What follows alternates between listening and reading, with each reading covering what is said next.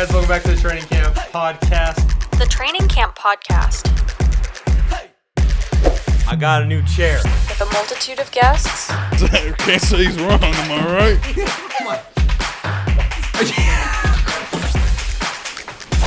Oh, yeah. Dolphins. No, I really like. Stupid games. 5-0 last week. That's right. 5-0. Dak Prescott. You could lock up that 4 seed. Again, it's not blazing hot, 65 degrees. I'm going to do this for fun. They threw to Michael Thomas. The Heat. How? Chicago. Yes, you guys get an F. And a little too much personality. No. Last week. No, Ravens? Oh, fuck. Give me that. No way. There's no way. Hammering. Free. Really do not talk about him. This one's my fault. Flex the game. Here we go. Hey guys, welcome back to the Training Camp Podcast. It's been a minute. Yeah, I took 2 weeks off. The first week it was unplanned, and the second week I was supposed to schedule a podcast, but then a bunch of just wild stuff happened. And then the second week I was like, I've already had 1 week off, and I've been doing this every single week for the entire year. I think it's been 7 months now straight. So I was like, I'm gonna take a quick break, and it felt nice. And I did do some like thinking and reformatting of the podcast as well. So we'll address that right now. The podcast, at least until the NFL season, is likely just going to be shorter because with the NBA Finals about to end and it's about to get really dead athletics-wise, especially for the athletics that you guys like to kind of follow, which are just primarily football and basketball. It's going to get really dead besides like NBA free agency and NFL possible trades before like the preseason starts. So if I had to guess, up until the NFL season starts, the podcasts are probably going to go from about 35, 40 minutes to probably like 20 to 25 minutes. Also because the shorter podcasts that I do upload do get engaged with a little bit more. Like they get longer duration views on average. So there is that. So yeah, today's podcast is probably going to be a shorter one. And also just, I've just been exhausted lately. I've had a really busy summer. So yeah, also, yeah, sorry, I'm wearing a hat. I look like a total fucking douchebag, but I literally came straight from the gym. So sorry if I look red, gross. I always look gross, and I look like a douchebag. Apologies. All right. After all that nonsense, let's hop into news of the week. There wasn't much. And then this morning happened and I was like, oh, we got some pretty big stuff. So first and foremost, this happened over the weekend, but Team USA is 1-2 in exhibition games for the Olympics, which is wild. The Nigeria team was a pretty big surprise, mainly because like there's not any big name players on the Nigeria team. And the Australia team kind of made a little more sense because there are more NBA players in the NBA that are from Australia. And so that one didn't surprise me as much. And then Argentina didn't surprise me. We ended up beating them because they don't have as many as they used to. Obviously, like Manu Ginobili. But I mean, 1-2, 0-2 was kind of whack. But when you think about how the team has been put together, essentially it's just shooters. Like Damian Lillard is a shooter first. He's not much of a ball distributor. And then Kevin Durant, Jason Tatum, Bradley Beal, like none of those guys are really ball distributors.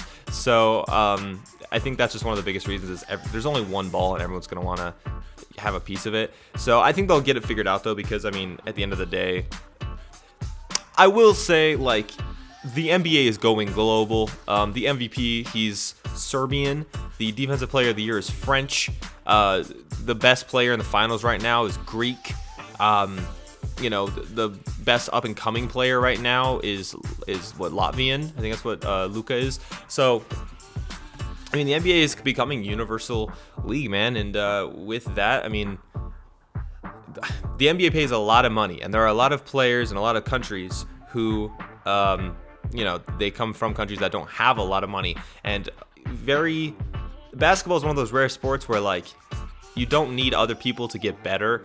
All you need is something to put a ball into and a ball. I've seen pictures in, like, National Geographic and other magazines of, kids making their own basketballs that work, making their own hoops. I mean, back in New Mexico, we didn't have a hoop near where I lived, so what did we use? A milk crate. So yeah, I mean, you can literally use anything. So I mean, the league is becoming more universal. It's there's people hungrier for it, and I think it's awesome because it just means that the talent in the NBA is getting even better. So, I mean, do I think the USA team will probably still win the Olympics? I do. I think they'll end up getting everything together. Also, the exhibition games are being played in Vegas.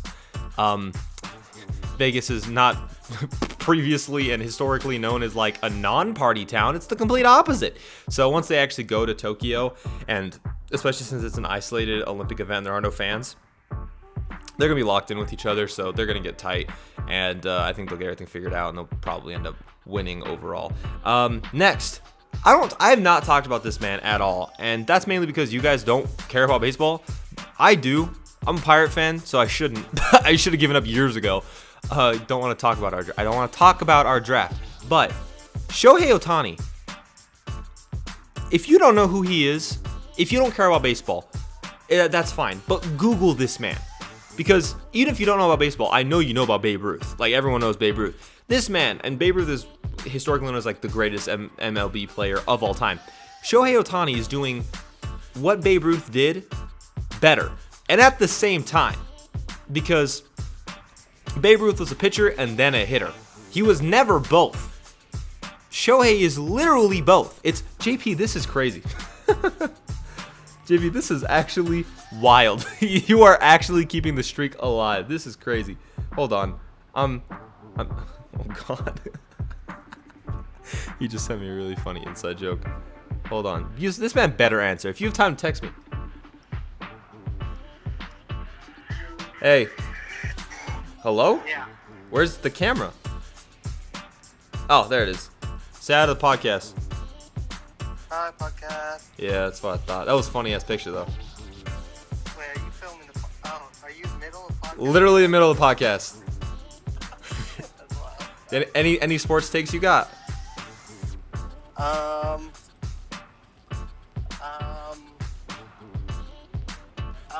Who you got in game 3 tonight? Give me Bucks. I think they've had. Oh shit, okay. Giannis over under 35 points. Oh, that's a lot. Yeah, but he's gotten 42 and 41 the last two. I know. We'll go under. But I think Middleton and Drew won't be the worst players on the planet, so. Facts. Alright, thanks for popping into the podcast. Later. I'm just gonna do that every time he texts me during the podcast at this point. Just know that he sent me a really funny ass fucking picture. Anyways, what was I talking about? Oh yeah, Shohei Ohtani. He's literally like, he's probably gonna break the home run record this season.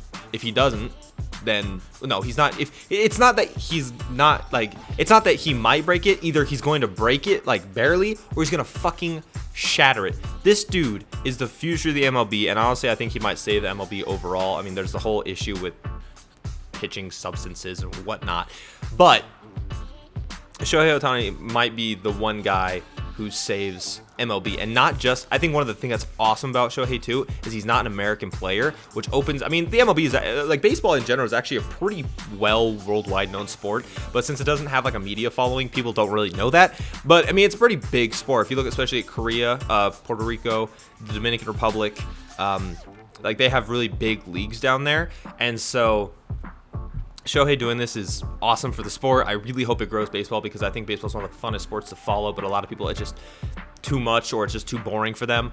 And there's a bunch of issues anyway. Anyway, Shohei Ohtani's he's unreal. Next, this happened this morning. So when I was talking about like news came up today, this is what I was talking about. Richard Sherman, I'm just going to read what this says. Richard Sherman in custody after incident at in-laws home and car accident.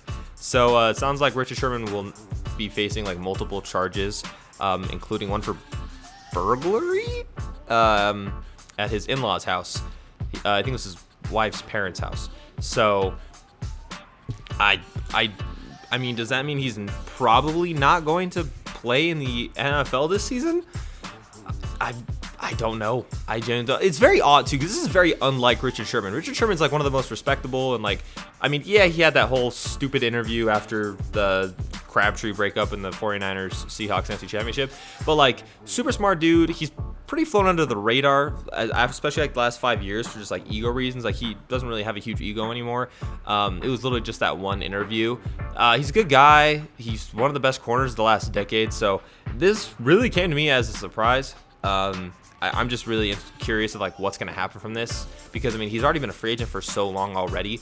Like, does this just completely, X him out from teams that wanted him? I know that teams that were interested were the Jets, because Salah's there. The Niners were interested in bringing him back. The Seahawks were interested in bringing him back, and I heard the Steelers were also interested in bringing him to mentor the younger players. So like, I'm just curious which of those. The only team I could see probably bringing him back or just or signing him in general. Really? During the podcast, bro? So loud. Is the Niners, because they know him and they're like more familiar with the recent versions of him. So that's just crazy. I never would have expected that.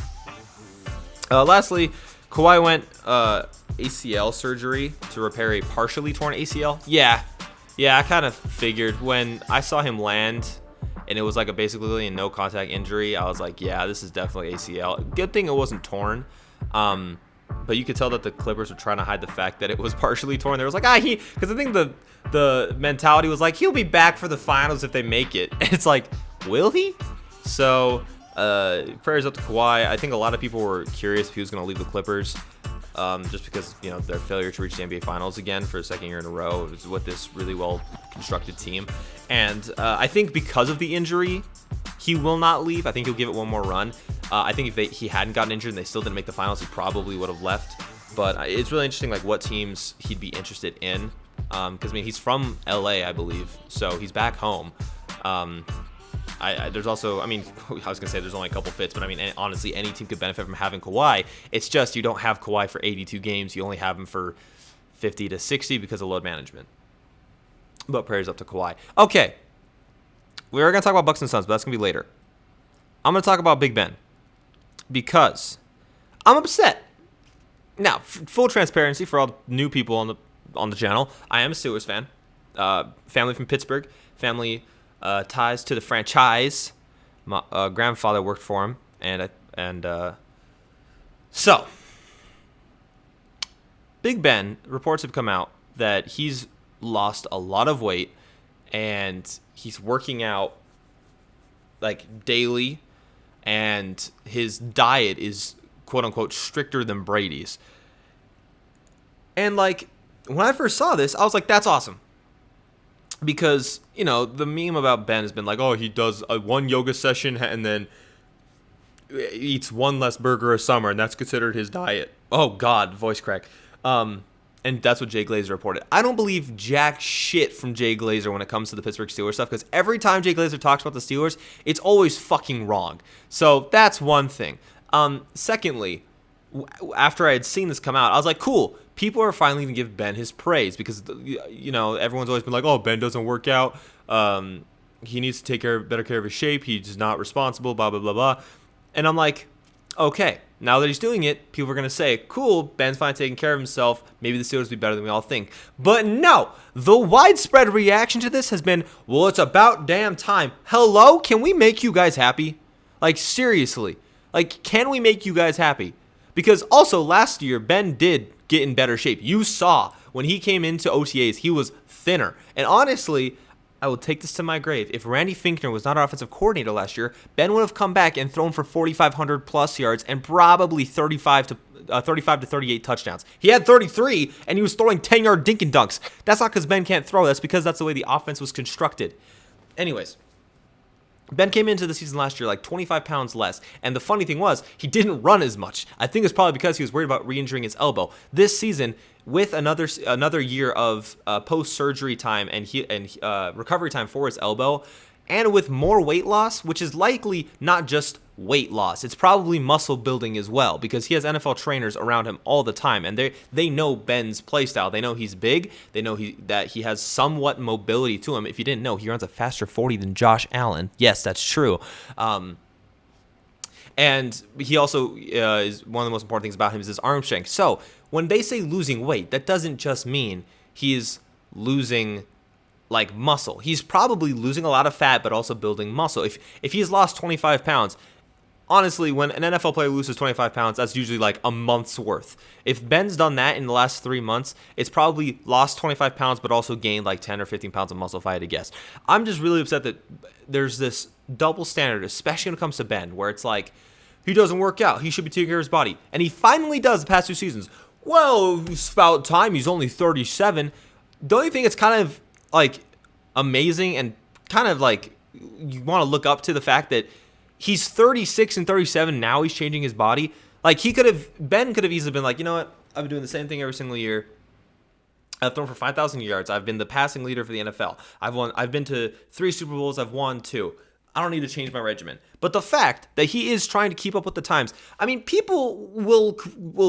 I don't want to say that. I don't want to say CIFY, but people will slander other quarterbacks because they refuse to get with the times. And Ben is doing that. And you guys are going, well, it's about time. No, why don't you just go, yeah, cool, that's awesome. I'm glad Ben is getting with the times. It should not be a situation of, well, it's about time. It should be a situation of, cool, I'm glad that he recognized it. This is like the issue of people who change their opinions on things. You can't just change your opinion because people will be like, oh, but you used to have this opinion. Yeah, people change. Ben's habits are changing. Like, it would not surprise me. I don't think the Steelers are going to win the Super Bowl. I don't even think the Steelers are going to win the division. I'd be surprised, honestly, if they go to the playoffs. Not because they're going to be bad, but because we have 2 of the best teams in the AFC, arguably, in our division. I mean, our division, if the Bengals and Joe Burrow are exactly what people are expecting Joe Burrow to be like in year 2, then the AFC North is easily the second best division in football besides the AFC West. I mean, the AFC West literally has a 4-way. Anyone could win that at any time. In the AFC North, 3 teams at any time could win it, and if the Bengals are a surprise team, it could be 4. So I don't think the Steelers are going to be amazing, but I do think, I mean, a lot of the reports are saying like they would not be surprised if Ben threw for 4,500 plus yards this year. I mean, 33 and 10 was his touchdown interception ratio last year, and he only had like 3,300 yards. Yeah, because he was throwing with an offensive coordinator who didn't get with the times. Now they have one of the youngest and one of the best collegiate offensive coordinators and head coaches to come into the NFL in Matt Canada. He's going to design it so that they can use Ben's strengths. That's what Matt Canada has said. They are going to be using the deep ball, but they're also going to utilize their new players. Now, I do think a horrible offensive line, no offense, guys, is going to hinder that a bit, but you have one of the best running back prospects in the past 5 years. You have a great wide receiver core and a great young wide receiver core, Tay, Juju, and Claypool. I know you guys will clown him because Corvette, but at the end of the day, Juju is one of the best young players in football right now. You can't at me. Look at the stats. I mean, even in the season where Ben didn't play, Juju still put up some pretty good numbers. Deontay Johnson's easily one of the best young and upcoming players right now, and Chase Claypool had 10 touchdowns last year as a rookie. If not for Justin Jefferson, probably would have gotten a lot more just like media shine. I mean, the dude put up, JP and Parker get mad at me for saying this, but he did put up 4 touchdowns in 1 game. That's pretty damn impressive to do. So it's a good team. It's a developing team. And I don't get why, going back to Ben, I just don't get why people just can't give him his flowers or his roses, because I think he's earned them. Okay. Damn. I like see red when I'm talking about the Steelers. All right, so for the last thing we're going to talk about, we're going to talk Bucks versus Suns game 3. Do I want to cut, or do I just want to do this now? I just kind of want to keep going. You know what? We'll just keep going. All right. Bucks Suns game 3 is tonight. Those of you that are new, I record these on Wednesday. They go up on Thursday. So by the time you're seeing this, the game's already happened. So if my predictions are very wrong, I'm sorry. The Suns started off 2-0. I haven't been able to talk about the series at all because the podcast has been off for 2 weeks. The Suns went up 2-0, and then the Bucks did take one game, the first game in Milwaukee. Giannis is, I think, averaging like 36 right now, basically just because of the whole 42 and 41 point games in the past 2 games. And, you know, a lot of people, I've been seeing a lot of polls like who's going to take game 4. And I picked the Suns. I'll talk about that in a second. I picked the Suns, but like I was expecting to be like 75 to 70% say Suns, and then 25 to 30% say Bucks. But no, it was like 49-51, and a lot of them were going in the Bucks' favor. So what's going on? I'm just gonna let you pass. Thank you. So I didn't actually expect that, and so I've been watching a lot of videos about people who are not rooting for the Bucks, but think the Bucks can pull this off. And I think there are some really, really good points to bringing up. Now, I will say this: win or lose, Giannis might deserve Finals MVP no matter what, because like it's kind of the situation that LeBron was in during the 3-1 comeback, where like if even if the Cavs lost that series, LeBron probably should have been the Finals MVP because Giannis is just unreal. Like I there are still people doing it, and it's just because they're clout chasers and they're trolls, and they're clowning him on social media. But this dude is putting up 42 and 41 in the NBA Finals, essentially by himself, without a jump shot. Now here's Chris Middleton, Giannis is doing essentially what everyone expected Ben Simmons to do, like as Ben Simmons progressed through the NBA. But the one difference between those two, not only is Giannis actually putting up points, Giannis is still taking jump shots. He's not scared of it. Like, he has the confidence to put up a couple threes a game. He probably knows he's not going to make them, but he's still doing it. And I mean, last game, he shot 13 for 17 from the free throw line. That's hack a Giannis right there. And he's making them pay for it. So, like, you're putting up 42 without a jump shot.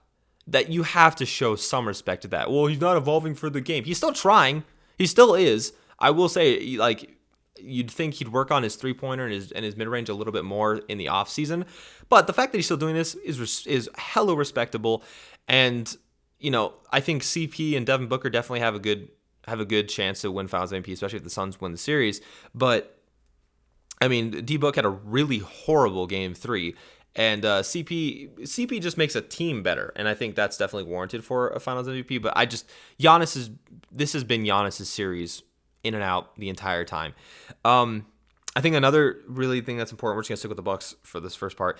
I think if the Bucks do want to win Game 3 and possibly just the series in general, the biggest key for them is not only just, like JP said, Chris Middleton and Drew Holiday making their shots. Because I saw a stat where, like, when Chris Middleton shoots 40% from 3 in the playoffs, the Bucks are undefeated or something like that. And it's like, yeah, that probably makes sense.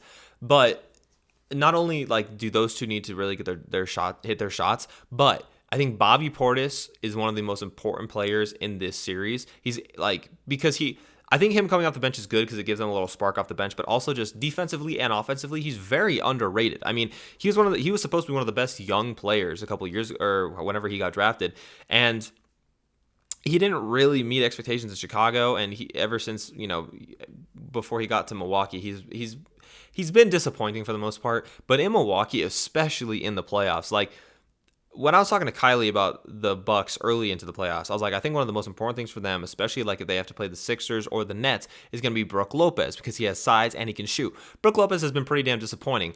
Bobby Portis, on the other hand, who I did not expect to be this good, has been the complete opposite. He's been what I thought Brook Lopez should have been, which is a defensive Brook Lopez has been a defensive liability, but like a defensive anchor for the Bucks, especially for the second unit, and also an offensive spark, not only for himself but for his teammates. And I think especially for end of game scenarios, they can just bring him in along with Giannis to get a good defensive stop. I mean, him, Drew, and Giannis alone is a really good trifecta when it comes to defensive play.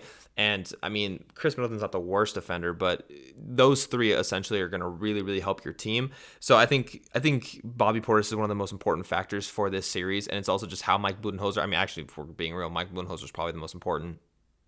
But if the Bucks win this series, do you think they still fire Mike Budenholzer? Because like there were so many series in the playoffs where the Bucks probably should have like taken 2 extra games in those series but Mike Budenholzer didn't make the right adjustments. Like that might be the first time you ever see a team win a finals and then Mike Budenholzer gets canned. I think if they lose, that Mike Budenholzer will be fired, but it kind of sucks because it's like, who are they going to bring in? Because the coaching like cycle has already kind of happened and all the good coaching candidates have been hired. But I mean, it all depends on how Budenholzer plays Bobby Portis. I think it is smart to have him come off the bench and not start because then you can have a spark plug. Because I think for the most part, the Suns have some okay depth. I mean, like Cam Johnson, Cameron Payne. But I mean, like especially since Saric's injury, like Frank Kaminsky has been a liability. They don't have a good big to come off of the bench. And besides, literally, it's just Cam Johnson and Cam Payne. So I think it's really, really smart to have Bobby Portis. Also, Jeff Teague's getting a lot of minutes. Kind of whack. I don't know how to feel about Jeff Teague because I feel like he's a pretty okay. Like he's got great basketball IQ. He's a good distributor. But like when I watch him play, I'm like, why are you on the court? But at the same time, I'm like, you probably should help this team because you're a veteran. I don't know how to feel about Jeff Teague. But switching like to the Suns, I think. I still do think the Suns will probably win this series. If I had to guess, probably in 6. it would. Like I said, I do think the Suns will win tonight, just because they're going to bounce back. They've made some really good adjustments. They're going to figure out the Bucks, especially because D'Antoni, Budenholzer does not like to make adjustments. I think the Suns are going to capitalize off of that. So it would not surprise me if the Suns won this series in 6. I mean, it wouldn't surprise me if they won in 5, just because I honestly originally thought they would win in 5. But I think it'll go to 6 at the end of the day. But the biggest thing for the Suns is, as long as DeAndre Ayton is not in foul trouble, they'll be fine. I mean, that was, I think, one of the biggest things about last game was the fact that they had to play Frank Kaminsky so many minutes because Ayton got into foul trouble. I think that was pretty smart by the Bucks. Like, they were obviously going at DeAndre Ayton, not because he's not a good defender, but because they wanted to get him in foul trouble.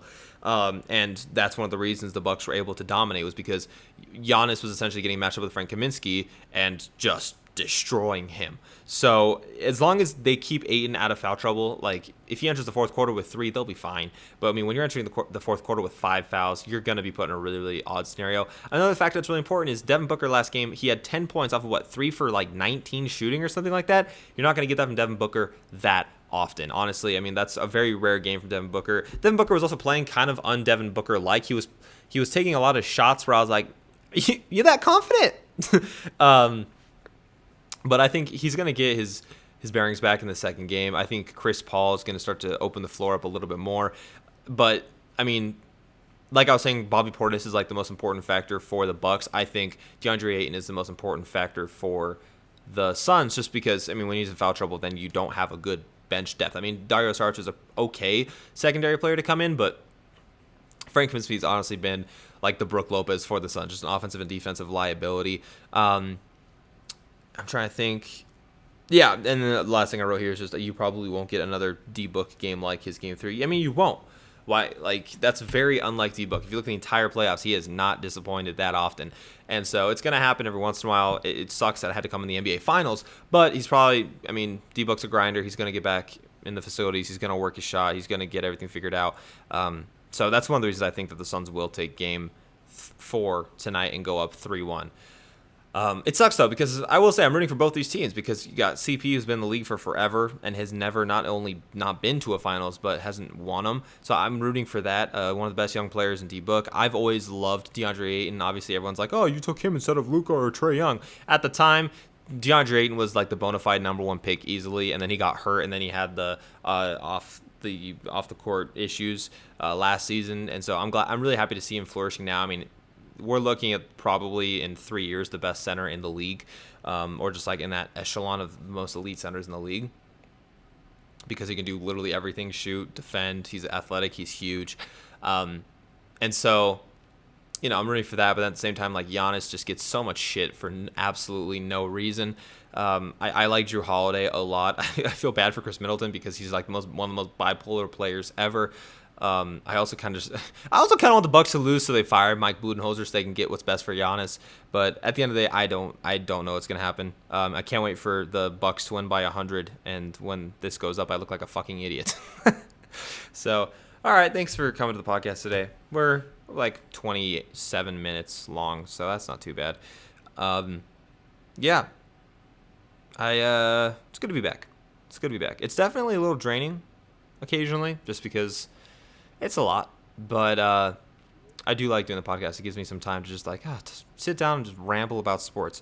I'm going to start trying to get guests on. It's the summer, so everyone's kind of doing their own thing, whether it's working or vacations. So, you know, obviously it's been kind of hard to get guests on lately, but especially when the season comes nearer, we will be getting more guests on. Also, the channel has been doing really well lately. So, especially when Madden 22 comes out. I might even be doing 2K22. I don't know. I gotta get a PS5 first, because holy crap, is it impossible to get one. Literally impossible. I work Graves, okay? So I'm awake from 9 p.m. to 7:30 a.m. I'm awake when, like, you'd think a 2:30 a.m., 3 a.m. drop would happen, and I just can't cop one. It's wild. Amazon did screw me when they initially dropped the pre-orders for the PS5. I landed the digital edition, and then as they were putting out for delivery, it said, oops, your package has been misplaced. We will refund you. I just think they didn't have enough, and they just acted like they lost my package. I doubt it. I think they just didn't have enough. So if anyone's got a good idea how I can get a PS5 digital edition, because it's $100 cheaper and I don't use discs, let me know. Thank you guys for coming to the podcast, and I will see you guys next week.